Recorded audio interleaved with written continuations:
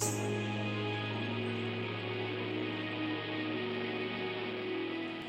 have this clementine here, and it kind of looks like a real clementine. It's the right color, roughly about the right size, but really it's just plastic. You know, what's the big deal if I have a real clementine or I have a fake one? Well, the real difference is that this has no nutritional value. This does nothing to produce or to give real life. It's void of any real nutrition. Well, so many of us in our relationship with God, we try to go through motions, we try to follow rules or rituals, but that doesn't really produce any spiritual nutrition. You see, God really wants our hearts.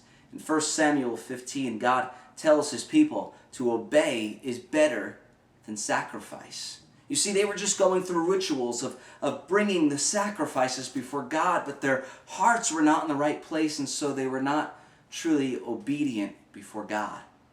Religion is just following those rules and those regulations, and there's nothing wrong with religion in and of itself, but when we see it as our source of salvation, of hope, of connecting with God, but our hearts are far from God, when we appear to have the real thing, but we don't really have that connection with God, it's void of the real, genuine nutrition and relationship.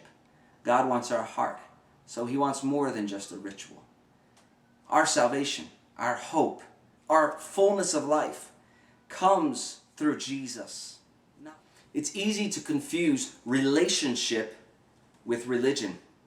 A relationship is based on time together, getting to know someone. You see, if you or I had a friend and we only spent an hour a week with them, or maybe even less, an hour once a month, or an hour once every 3 months, we wouldn't consider them a close friend, and so often we treat God in that way.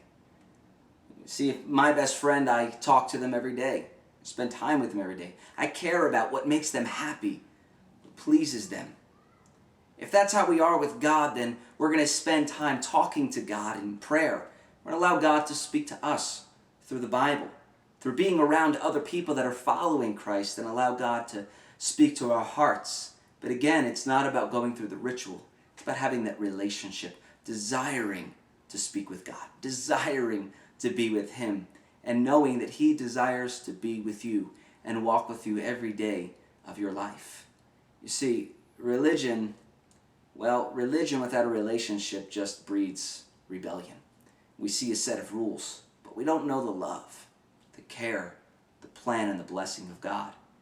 And so we give up. We get tired of trying to do the right thing.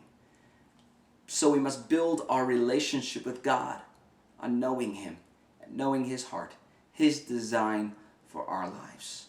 And as we have relationship, and not just religion, then we find restoration.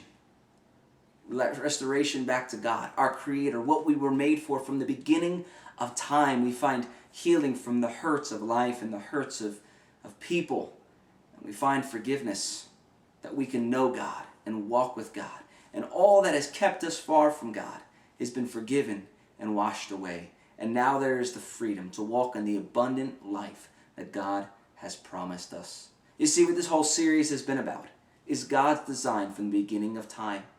When we come to God in relationship, when we walk with God, we walk with God as Adam and Eve once walked with God in the cool of the day at the beginning of time.